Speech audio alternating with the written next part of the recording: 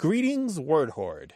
We're here with an exciting option for you, a version of our podcast without any ads. That's right. No advertising interruptions, just the content you love, ready to go in your favorite podcast apps like Spotify and Apple Podcasts. It's another way to support the show, ensuring that we keep bringing you the word stories and language explorations that you love.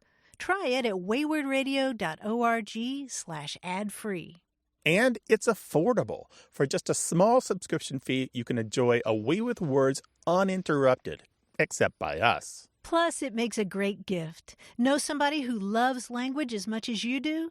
Give them the gift of words. Easy to sign up, easy to enjoy. It's the same A Way with Words, just streamlined for your listening pleasure.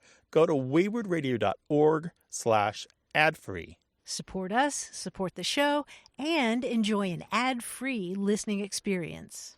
waywardradio.org/ad-free. Thank you. Did you know that our program is independently funded and produced? That's right. Most of our support comes from folks just like you. Folks who value smart conversation and who are just looking for a little oasis of civility. So please, press pause right now and visit waywardradio.org/donate. Chip in to help make sure we keep bringing you many more episodes. You're listening to A Way with Words, the show about language and how we use it. I'm Grant Barrett. And I'm Martha Barnett. As you know, I do a lot of hiking in the mountains around San Diego County. And I find that often when I get up to around 4,000, 5,000 feet, I'll suddenly see butterflies. And they're usually these beautiful black and yellow swallowtails. They're kind of big, and they're right up there on the mountain peaks. And the first time I went up there and saw them, I thought, well, cool, we're all celebrating. I got up here. The second time I thought, well, that's weird. It happened again. And the third time I thought, what is going on here? Every time I go to a mountaintop, there are butterflies. And sure enough, I learned last week on a hike with some guides from the San Diego Natural History Museum that indeed there's a word for this. It is a thing. What is it? Hilltopping. Hilltopping is what the butterflies are doing? Yeah. It's called hilltopping, and it turns out that male butterflies of many species, they'll go and hang out on top of mountaintops waiting for the ladies. And the ones that go to the highest point clearly have the best genes. And it's sort of like advertising. All right, come get some of this. Yeah, I've got great genes. I was so excited to hear that there was a word for it. Mm-hmm. But it seems to me that this is also a word that we could adapt for human behavior. When you're trying to impress somebody, you're strutting a little more than usual, whether whether you're trying to impress your boss or a potential partner. Hilltopping. Hilltopping, sure, like a butterfly on top of a mountain. Okay, Yeah. We'll try it. We'll see how it goes. This is a show about words and language, speaking and writing, all the things we say and why we say them and when and how and so on and so forth. 877-929-9673. Send an email to words@waywardradio.org or talk to us on Twitter at WAYWORD. Hello, you have a way with words. Hello, this is Judy from Huntsville, Alabama. Well, hello, Judy. Welcome to the show. Hi, Judy. What's up? What can we help with? Well, I'm one of those people that has about hundreds and hundreds of song lyrics that play on auto shuffle in my head. Mm-hmm. And the other day one popped up, and it was the polka dot polka. And it occurred to me that those two things seemingly don't have anything to do with one another, so I wondered how polka dots became associated with that lively polka dance. Oh, it's a great question and well put, because that's a complicated topic. Do you have a lot of polka music in your head? I do. I grew up in Wisconsin, and we did a lot of polkas and schottisches and waltzes and so forth. Nice. That's cool. Yeah, I can hear the accordions now. I can hear the Wisconsin. Judy, it's an interesting story about the 1830s or so, early 1830s. A cool new dance trend hit Europe, and it was called the polka, which is the way that you refer to a Polish woman in that language. She's a polka, whereas the man is a Polak. And the dance was huge. I mean, we're talking like it was the lambada plus the macarena of its day. You know what I'm saying? Just a really, really, all the dance floors were doing it. All the kids were doing it. And because this trend was so huge, the word polka, kind of borrowed out of the Polish language, began to be used for a lot of products and things that you could buy in the store. And we're talking different types of clothes, different types of all different sorts. And it wasn't really the fabric necessarily so much as the shape, the pattern, the cut, the style, that sort of thing. But one of the things that came out of that, and probably the only polka thing that's left from that trend of naming things after the dance, is the polka dot pattern. So we have, Oh my goodness. yeah, so that dot pattern of the big round dots they were just called polka dots after the song. It didn't mean that people were wearing polka dots to do the dance. It didn't mean that Polish people wore those dots. It was simply borrowed just to take a little bit of the halo from the huge success of the dance. The marketing scheme. Yeah, marketing scheme. And you see this happening all the time today with products, right? Remember when everyone added I in front of something to indicate that it was having to do with internet or the digital world, borrowing it kind of from Apple and all their I products? Yes, indeed. That's very interesting. I would have never put that together as a reference to the Polish dance. Yeah, it was a wild craze. I mean, people were just nuts for that stuff. They're still wild and crazy for it in Wisconsin. For polka dots or the polka? The polka. Okay. The polka, yeah. In any case, the dot pattern dates to around the 1850s or so. So it was a couple decades after the dance. But it's not like today where when we have some hot new thing, some trendy item, that it peaks like after just a few months or 6 months or even a year. Like at the time, trends really lasted because culture moved a little bit more slowly. Yes, I'm sure. Judy, thank you so much for calling. Well, thanks for answering that question, because now when I sing the polka dot polka in my head, I will know what I'm talking about. Well, I love that, by the way, that they borrowed the word polka back to make a song of polka music. That's cool, indeed. Right? Bye, Judy. Thank you so much for your call. Thank you. Bye now. You know, Judy reminded me that I am ever so grateful to whoever the listener was who called us to tell us about their word for if two people are walking on the sidewalk and they're headed for each other, and so they sort of go back and forth, doing this Who's going to pass on which side? And Yeah, they call it a polka dodge. Polka dodge, nice. 877-929-9673.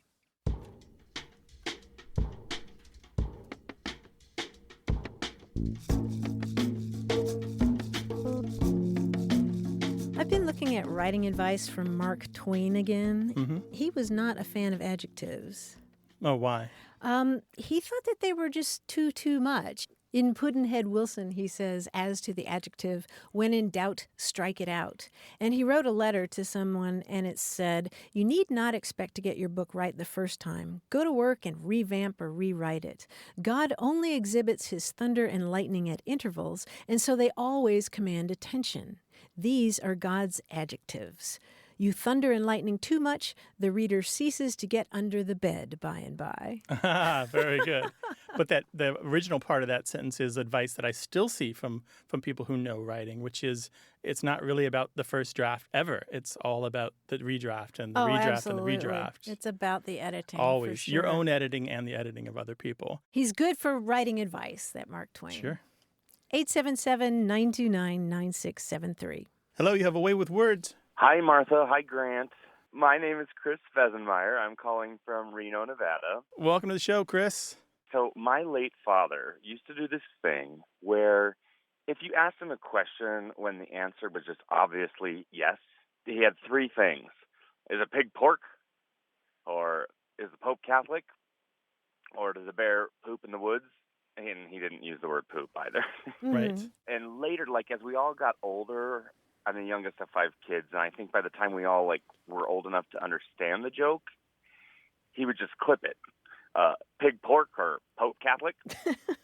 Those are the only 3 that I have in my arsenal, and I was hoping to add a lot more. A lot more. Oh, boy. And also I was wondering, does this kind of thing have span different languages? Is there a thing for this in other languages? It's a really good question. And there's a lot to say about what we call these sarcastic interrogatives. There have been a lot of different terms suggested for it, but the one that seems to have settled in among folklorists at least is sarcastic interrogative. And that's, as you described, it's when somebody asks a question that's really, really stupid. And the answer should be obvious, right? Mm-hmm. And so the response is a question that also has a really obvious answer, and the answer is yes. That's the formula for it, and that's called a sarcastic interrogative. And, I love that term. I never heard that. I'm going to keep that in the back of my mind. well, there's lots of information about that in an article by Charles Clay Doyle that you can find online, and it's called "Is the Pope Still Catholic?" And it's about, it's about 30 pages or so. The one about the Pope being Catholic only goes back, as far as I can tell, to the early 1960s. There are earlier versions of this type of question, like, does a duck swim? There are a whole lot of duck swimming ones that go back at least 150 years. And I know, but that's not funny. yeah, right. Or does a one-legged duck swim in circles? is another version. Oh, that one's funny.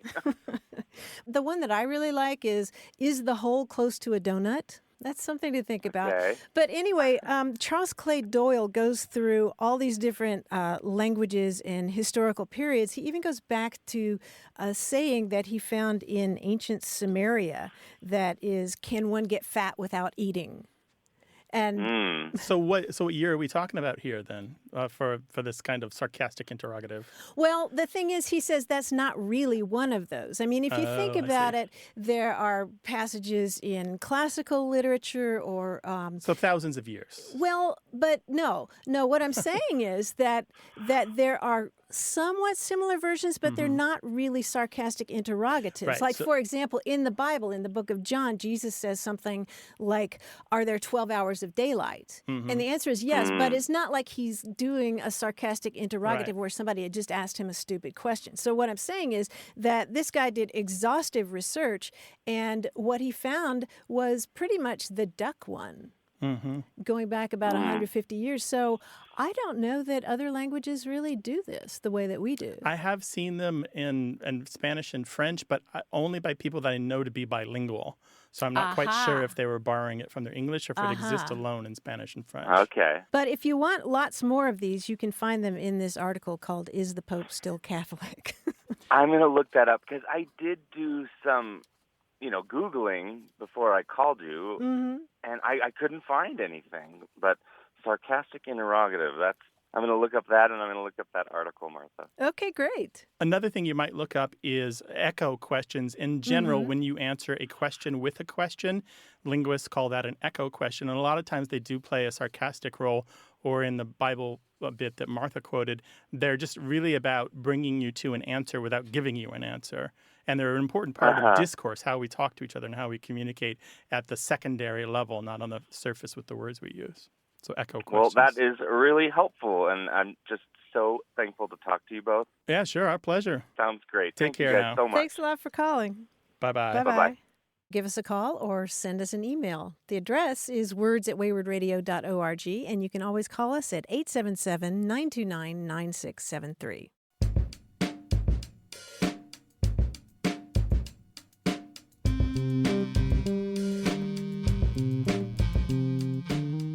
The Greek word for cuckoo bird is cuckoos.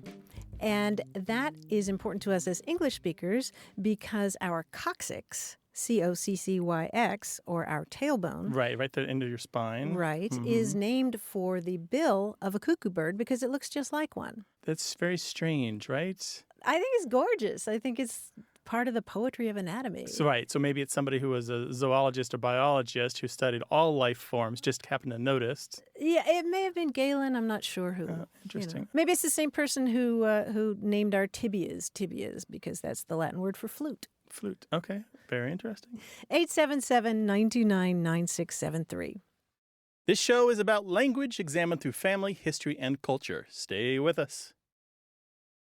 You're listening to Away with Words, the show about language and how we use it. I'm Grant Barrett. And I'm Martha Barnett. And joining us on the line from New York City is our quiz guy, John Chinesky. Hey, John. Hey, Martha. Hey, Grant. How you doing?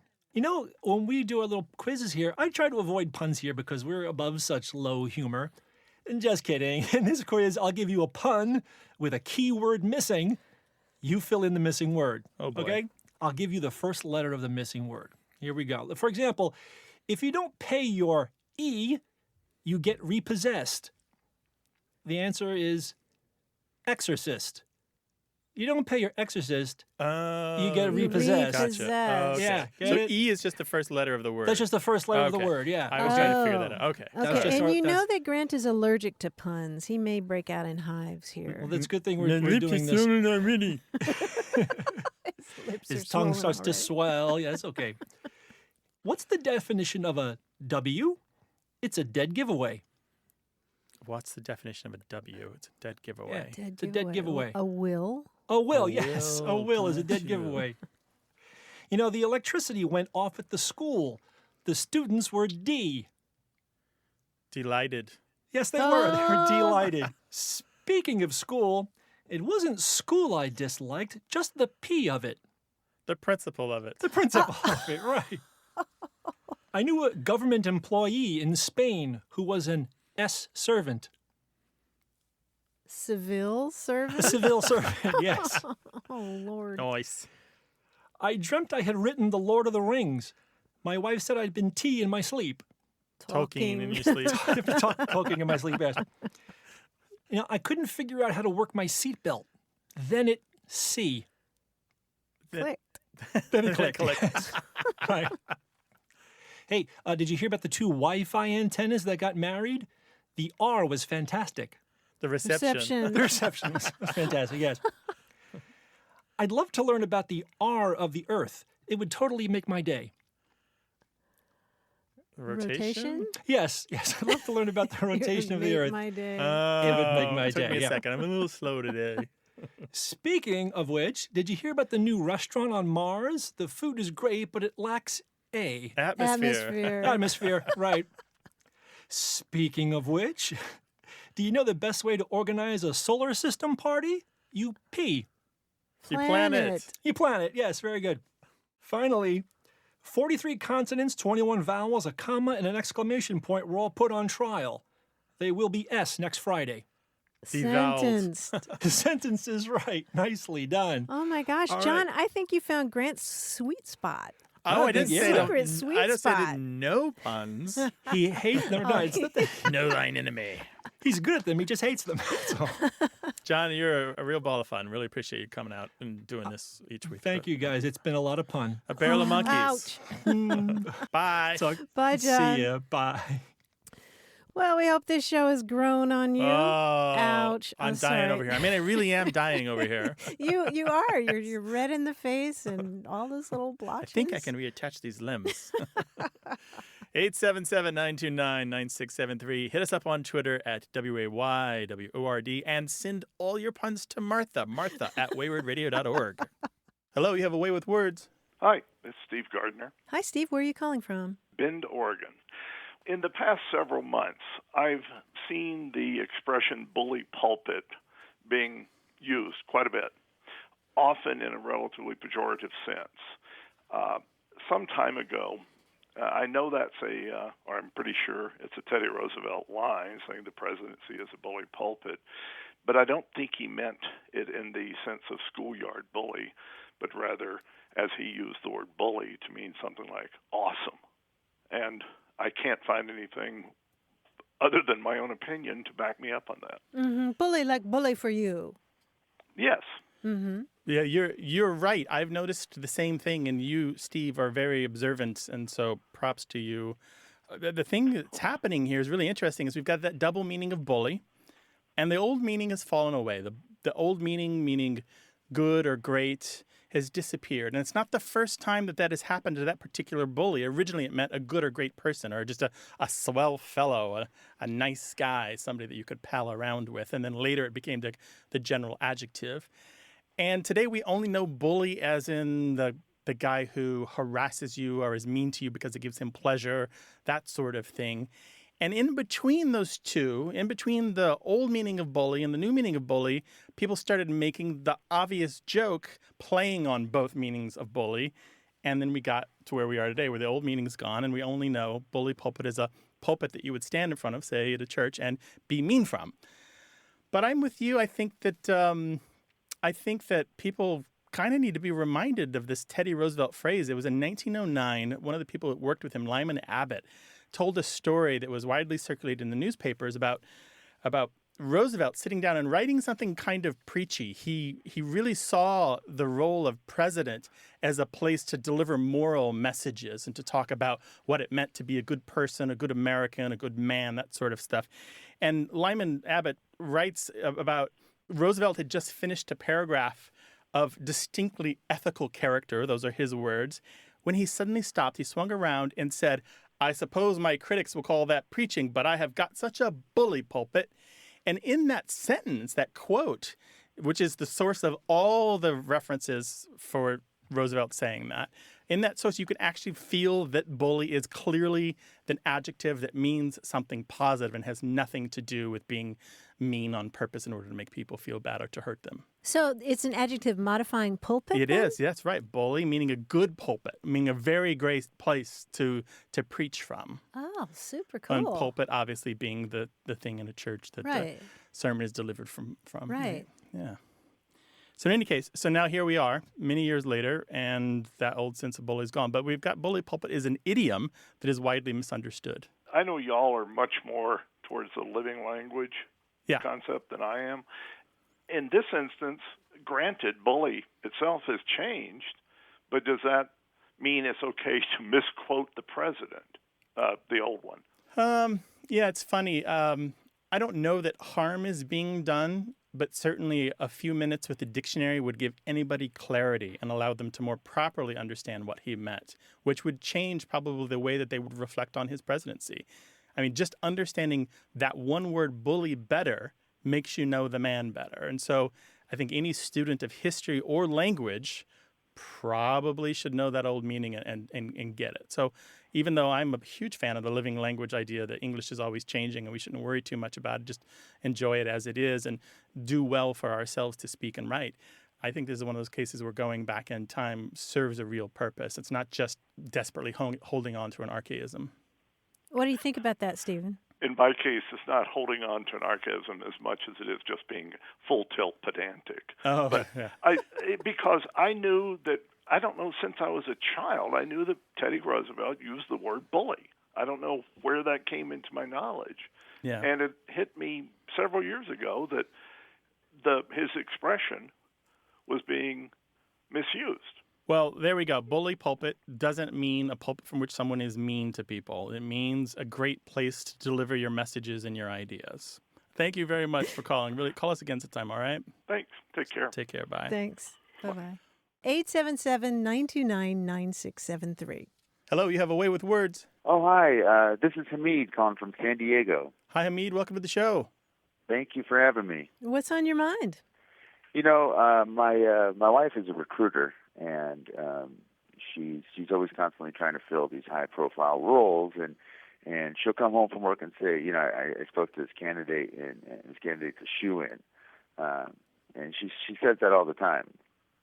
I've always wondered, you know, what does that necessarily even mean, and what maybe the history behind that was. I always thought it was a real interesting way of saying something was guaranteed or easy or obvious, but I didn't really understand or couldn't really.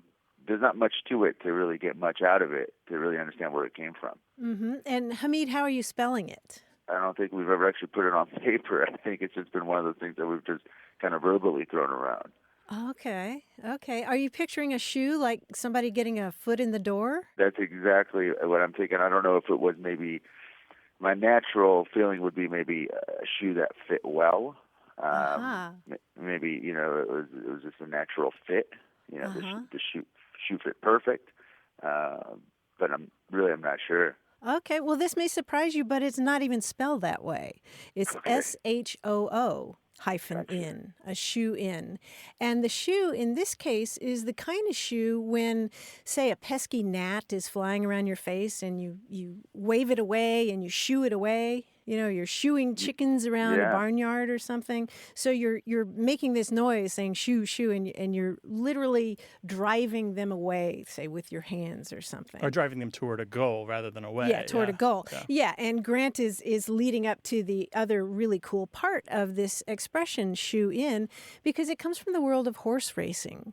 And the fact that sometimes when people would rig a horse race and they would secretly agree, well, this horse is going to win, and all the jockeys agree on that, then what happens in this sort of prearranged race is essentially that the other horses sort of shoo the winner across the finish line. It's like they're driving the winner across the finish line, and so that winner is a shoe-in. Well, I had no idea. Yeah, I literally thought it was a well-fitting sneaker. I had no idea. That's as far as I got with it. Yeah, and in the horse racing, the other thing there to keep in mind is it usually was a horse that wasn't expected to win. So there's a little bit of a joke there. If you're shooing it in, it's a horse that just can't do it without some encouragement. So everyone else is reining back their horses, and the Glue Factory nag is just having to be like provoked just to get across the tape.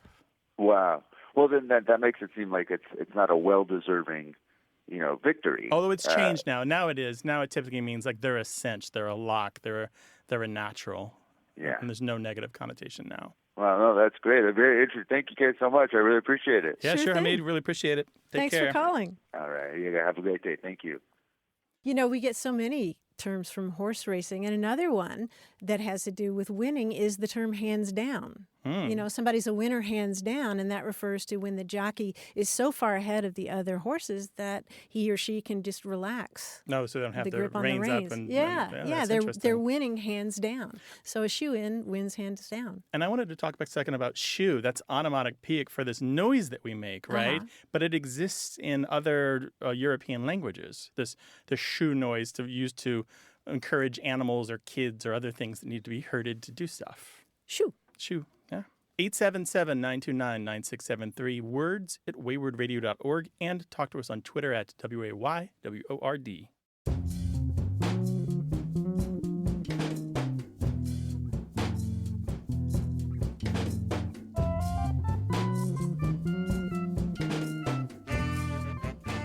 I grew up in Kentucky where the state religion is basketball, and so I played many, many rounds of horse as a kid. Did you play horse? A little bit, yeah. Yeah. And you know how you do it. You throw the ball through the hoop, and if you get that... And then the other person has to throw it from the same place you threw it? Is that the one? Yeah, and if they miss, then they get a letter, and it goes HORSE, and if you get all the letters, then you lose, right? Oh, see. Gotcha.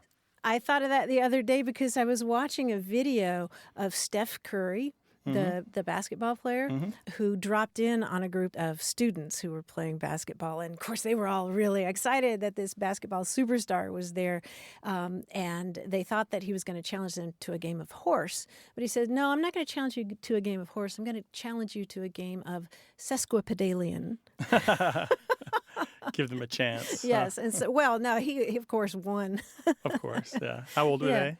Probably high school. High school, but still a story they'll talk about their whole Oh, lives. my gosh, right? Yeah. yes. And it reminded me of how much I love the word sesquipedalian, which comes from Latin words that mean literally a foot and a half long. The sesqui is like sesquicentennial, 150, and the pedalian is like, all those pedal words, all those words that have to do with your feet. So a sesquipedalian word is a word that's a foot and a half long. Foot and a half long. Hit us up on Twitter at WAYWORD. Hello, you have a way with words. Hi, this is Rodney from Suffolk, Virginia. Hi, Rodney. Welcome to the show.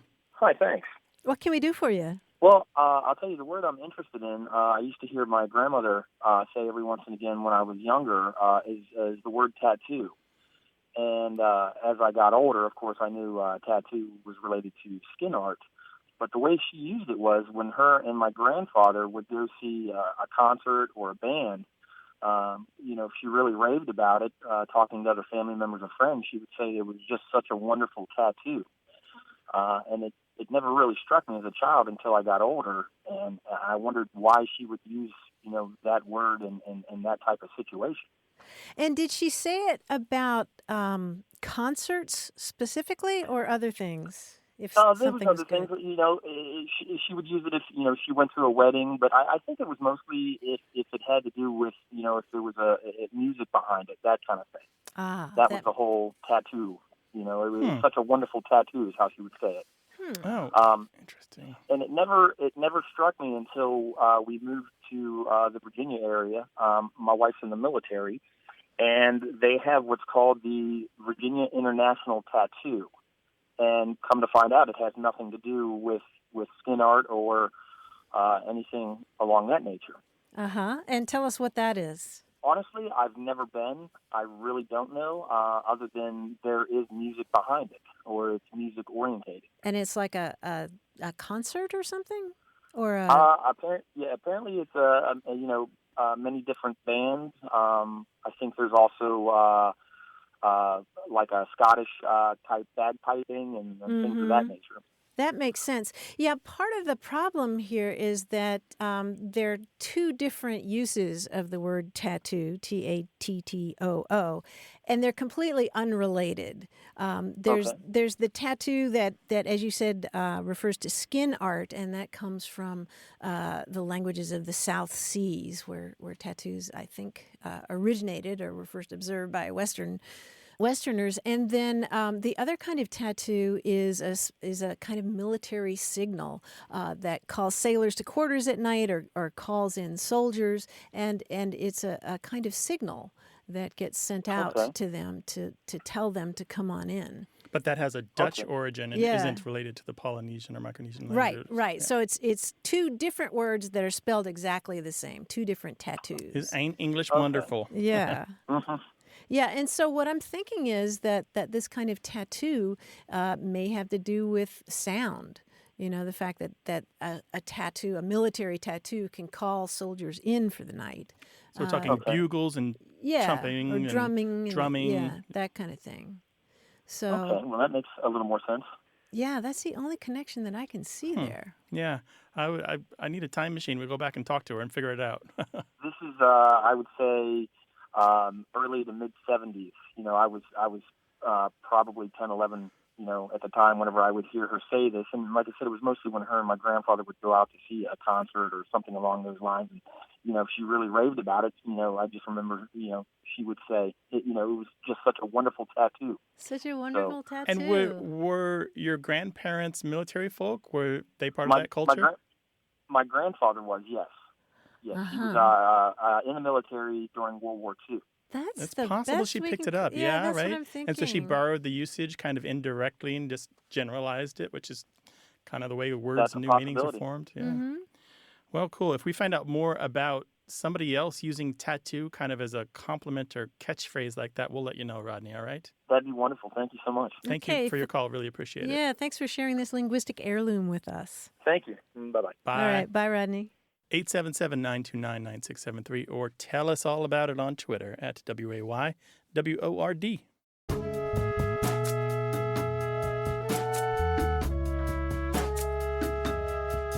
I've just learned what a belly flower is. What's that, a tramp stamp that's on the front, not the back? No. No, it's a term for a small, low-growing wildflower, the kind that you have to get down on your belly to see. Okay, belly Isn't that flower. cool? That's Yeah. nice. It's a term that you hear mostly in the West, particularly California, a belly flower. You go Belly out flower. to the desert, Anza Borrego Desert, you see all these little belly flowers. We had a great bloom this year. Oh, didn't we? The super bloom. All the rain. Hit us up on Twitter at WAYWORD. If you've been anonymously enjoying this podcast, but you've never donated to keep the show going, how about doing it now? As they say in the spy business, come in out of the cold. Go to waywardradio.org/donate. Your donation pays for studio time, an engineer, online hosting, show distribution, and a lot more. It adds up. waywardradio.org/donate. Thanks. We're really grateful. You're listening to Away with Words, the show about language and how we use it. I'm Grant Barrett. And I'm Martha Barnett, and I have a book I want to recommend to you. Okay. It's called Pax, That's P-A-X, like the Latin word for peace, pax.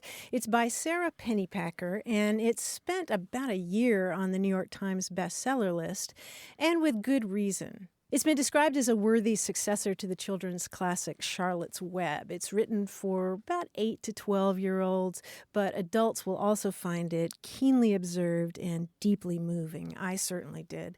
It's a story about a boy who raises a pet fox from the time it's very young, and then he has to let the fox go. And they have such a bond that the boy eventually goes in search of this fox, and that's what the story is about.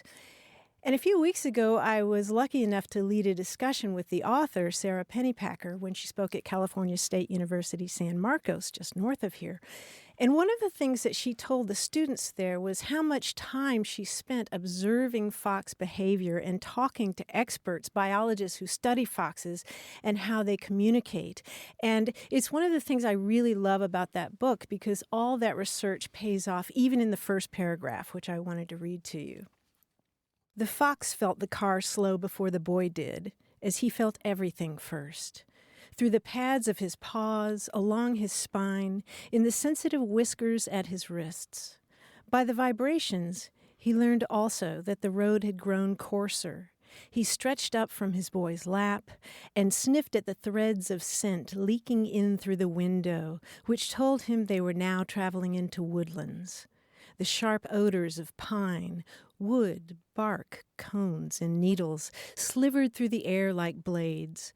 But beneath that, the fox recognized softer clover and wild garlic and ferns, and also 100 things he had never encountered before, but that smelled green and urgent.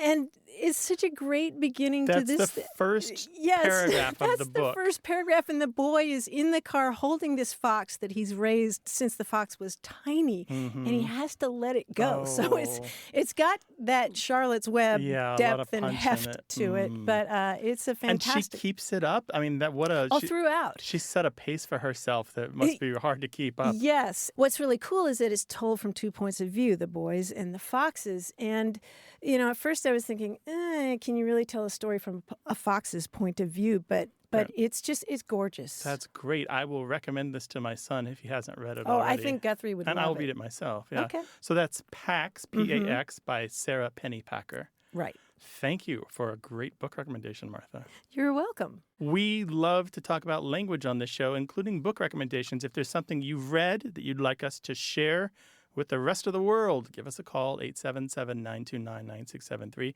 or spread your excitement in email to words@waywardradio.org. Hi, you have a way with words. Hi, this is Zach Smith calling from Plano, Texas. Hi, Zach. Welcome. What can we do for you? So I was watching a documentary called Euro Dreams of Sushi. It was about this guy in Japan that's this sushi artisan that's been doing it for the last 80 years. So much so to where the fact that he's had several rounds of apprentices come through training with him. And so part of the documentary was focused on him, and the other was focused on the people that he's worked with.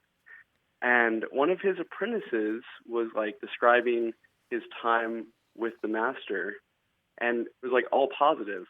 And then it got to an idiom that I had no idea if it was either positive or negative. And the idiom was, "I don't sleep with my feet in his direction." Ooh. And I couldn't tell if that was a positive or negative thing. Yeah, and you couldn't tell from the context either then. Yeah, because it was positive, but he ended this long I've learned so much from him, and going on and on and on, and then it was almost like a tonal change, and then this idiom at the end. That's really interesting. Yeah, it was a positive. It was meant as a compliment, and it has to do with this cultural idea that the feet are filthy. And the feet are unclean, and I don't mean in a literal sense, and more in a cultural, emotional sense. For example, not just in many Asian cultures, but in the Middle East and in some other places, you don't show people the soles of your feet. You take off your shoes in certain environments. To step on a picture of someone is considered extremely rude. And in Japan in particular, to sleep with your feet in someone's direction, even if your bedrooms are next to each other, you will rearrange your sleeping quarters so that your feet do not point to the other person in the other room while you're sleeping. I mean, if you believe in these things so still. interesting. Yeah. Yeah. And so to say that you don't sleep with your feet in someone's directions means you don't show them any animosity. You have no ill will. There's no residual negativity between the two of you. Yeah, and that makes sense because he had moved past and he had his own. The apprentice had at this point had his own restaurant, and he was like, and so that actually I've learned a ton from him, and I don't hold anything against him, even though now we're maybe competitors. Yeah. Makes sense. Yeah. That makes perfect sense. Thank you guys so much. Our pleasure. By the way, that is a wonderful film, isn't it? It is really, really good. Like, my fiance and I went to Japan last year, and we've just become just infatuated with the culture. Because like this guy was just for like the last almost century, he's just been cultivating and refining his ability to make good sushi, and he doesn't care about like prestige, fame, or money. He just wants to do it because he wants to be good at it, and it just is so cool. Thank you for recommending this film to everyone, and thanks for a really good question. It sounds like you were doing a close watching of the film. Yeah, absolutely. All right, take care now. You guys have a great day. Bye-bye. Thanks, Zach. Yeah, I've heard a lot of people raving about that film. Its title again is? Jiro Dreams of Sushi. Okay. Yeah. And it's on my list. This whole shoe cultural thing, if you remember the press conference with George W. Bush getting a shoe thrown at him, it wasn't just because the shoe was a readily available weapon. Right. It was because it was an insult. Yeah. A cultural insult. And you find again and again places, I mean, your feet are walking on the place where all dirt ends up eventually, right? Everything that happens in the world ends up on the ground, and your feet are traipsing through it, and then you track that into the house. It's really interesting. Yeah. Don't sleep with my feet in his direction. Yeah, I don't sleep with my feet in his direction, meaning I don't have any ill will. Well, send some emails in our direction. The address is words@waywardradio.org. We have a very active Facebook group, and you can find us on Twitter @Wayward.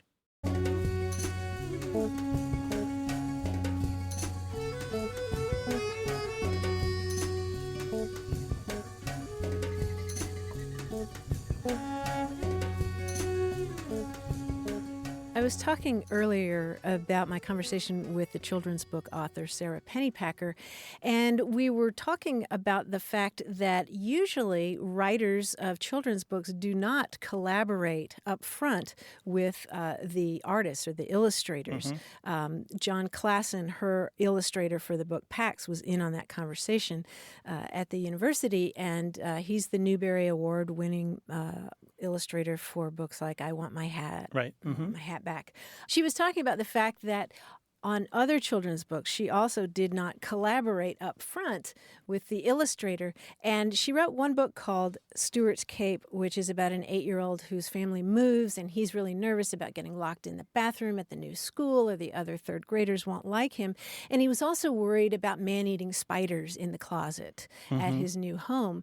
And the manuscript was given to an illustrator whose first language is French. And so when the illustrations came back, there was a picture in the closet of a man eating spiders in the closet. And what I love about Sara Pennypacker is she said she loved that. She just changed her language because she loved the image so much. She changed it to, what if there were man eating spiders in his new bedroom closet, or a man eating spiders? And she was saying that that's one of the glorious things about working with an illustrator, is that they show you things that you would never have thought of yourself. But isn't that great? It is great, and it shows the power of the hyphen that you need between man and eating, right? The power of the hyphen. But if English isn't your first language, you might not pick up on the nuance of that hyphen. Yeah. That's cool. 877-929-9673. Hello, you have a way with words. Hey, this is Greg DeMonte. How are you? Hi, Greg. How you doing? Where are you calling from? I'm calling from Norfolk, Virginia. Norfolk, Virginia. Welcome to the show. What's up, Greg? Thank you. I was calling because there's a word that I use quite often. And sometimes when I use it, it's 50-50. Either some people look at me like I'm crazy, they've never heard this word before, and other people know exactly what I'm talking about. And the word is smarmy. To be honest, I've always assumed that smarmy is something to mean like someone is kind of untrustworthy, or always trying to get maybe something for nothing, or, just kind of slimy, sneaky kind of person.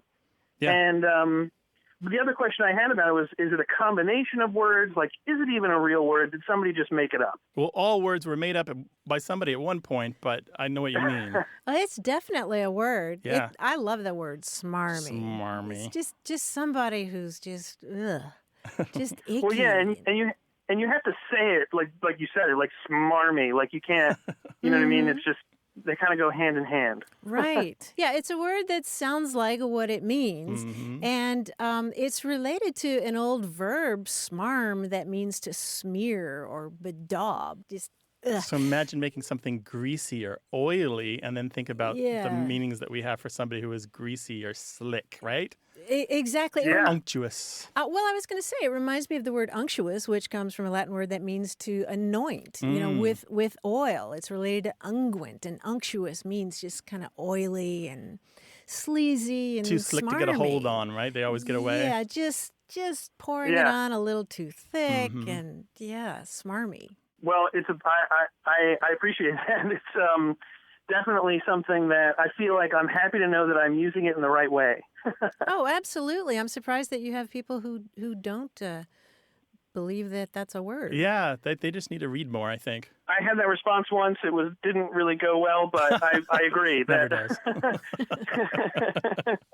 By the way, it's got at least 100-year history. I can find the first use I know of the adjective smarmy, which is newer than the verb to smarm, is 1899. So it's got a long history in English. All right. Yeah, so definitely not just you. Not just you. Good. Then I don't feel like such an island anymore. Greg, Bless your heart. thank you for calling. Really appreciate it. Thank you, guys. Cheers. Bye, Take Greg. care. Bye. All right. Bye-bye. So this first use from 1899 Yes. is from a word contest in a journal called the Academy. And they're making up new words. I don't know what I think it was just for fun. And smarmy is there as an adjective. Now, the thing about smarmy, that is the first use of it as an adjective that I can find. Really? Now, smarm is the noun and smarm is the verb. Are much older. They've got 50, 100 years prior. They're out there. Mm-hmm. But it's really interesting. I don't think it came from the word contest, but somehow it was in the ether, and this contributor threw it in there. Huh. And that was how long ago? 1899. Oh, yeah. how about that? If a word has caught your ear and you want to talk about it, call us at 877-929-9673 or send it an email to words@waywardradio.org. Hello, you have a way with words. Hi, this is Andrea Warfel, and I live in Hazlet, Michigan, in the greater Lansing area. Gotcha. Welcome to the show. What's up? Well, I'm here with my 6-year-old daughter, Nevy.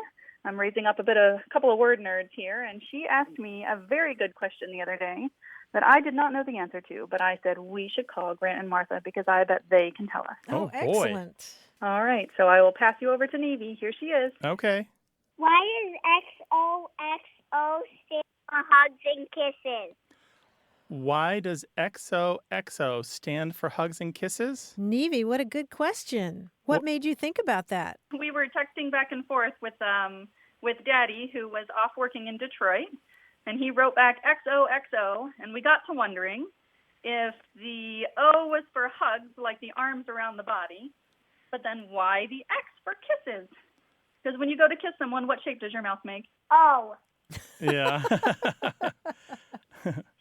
You're right. Well, we don't 100% know for sure why we use X for kisses and O's for hugs, but the best theory that people who study these things have come up with is that the X used to be a way to sign important documents to show that you were being faithful and honest and true, and you would actually kiss the spot, which kind of confers a blessing upon the document or shows your sincerity. And that X has to do with the cross, the Christian cross that Jesus died on. And in fact, in many cases, you will find people talk about that X not as an X, but as a bunch of crosses, even though they're on their side. And that's the best theory that we've found so far. So it was a way to sign documents, and then you might kiss it to show, kind of make it formal, to formalize it. Kissing is always involved in rituals and things, even now, right? So the O's are the hugs then? The O's are the hugs. Many people just think it was a way to indicate the physical arms encircling someone else. Okay, and that's what we thought, but we just couldn't figure out where that X came from. Yeah, so the X is the kiss, though, and the O is the hug. We're glad you're talking about that and raising new word nerds. Yeah, we try. Her name is even a portmanteau. She goes by Nevi for short. Nice. My real name is Neva Lita, and we smushed 6 people together to make Neva Lita. Oh, you're so sweet. Well, thank you guys for your time. Thank you, for Andrea. answering Thank you, our Nevi. questions. All right, Nevi, will you call us again sometime? Yes. All right. Excellent. Bye-bye. Take care now. Bye. Bye-bye. Oh, how sweet is that? We don't 100% know that that's the origin of the XOs. We do find X and O's being used quite a ways back, 100, 150 years, but sometimes it's not clear. Sometimes it just looks like they might be putting a row of X's to separate 2 sections because there's nothing else listed about kisses or love or anything like that. So it's one of those origin uncertain ones. Oh, those are so frustrating, aren't they? But how great to see that young curiosity. I know, right? And that little voice. I know. Well, we welcome your little voice or your big voice, 877-929-9673. Email words@waywardradio.org. Talk to us on Twitter at WAYWORD, or join our Facebook group and talk to thousands of like-minded word nerds like yourself.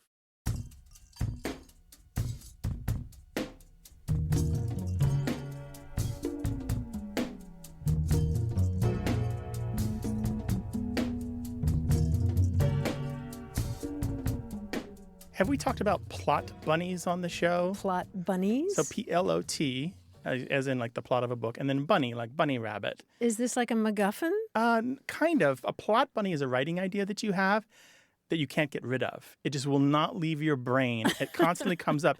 And the only way to expel it is to write it. Ooh, I like that. You have to put it down on paper or put it down on the computer, one way or the other, and purge yourself of the plot bunny. But as they say, the problem with all bunnies is that they breed. I was going to say. Plot bunnies make other plot bunnies. They take over your life. I learned that from the writing community. And I know we've got a ton of writers who follow the show. So plot bunny is probably something they're all going, yes, I know the feeling.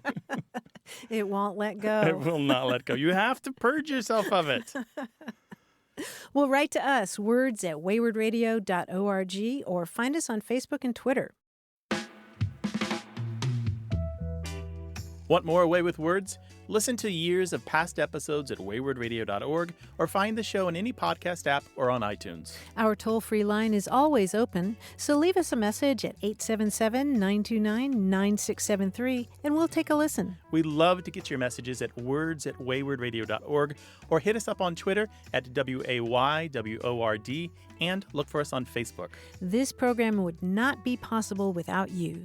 Grant and I are out to change the way we listen and think about language, and you're making it happen. Thanks also to senior producer Stephanie Levine, director and editor Tim Felton, director Colin Tedeschi, and production assistant Emma Kelman in San Diego. In New York, we thank quiz guy John Chinesky and that master of keeping it real, Paul Ruist at Argo Studios. A Way with Words is an independent production of Wayward Inc. From the Recording Arts Center at Studio West in San Diego, I'm Martha Barnett. And I'm Grant Barrett. So long. Bye-bye.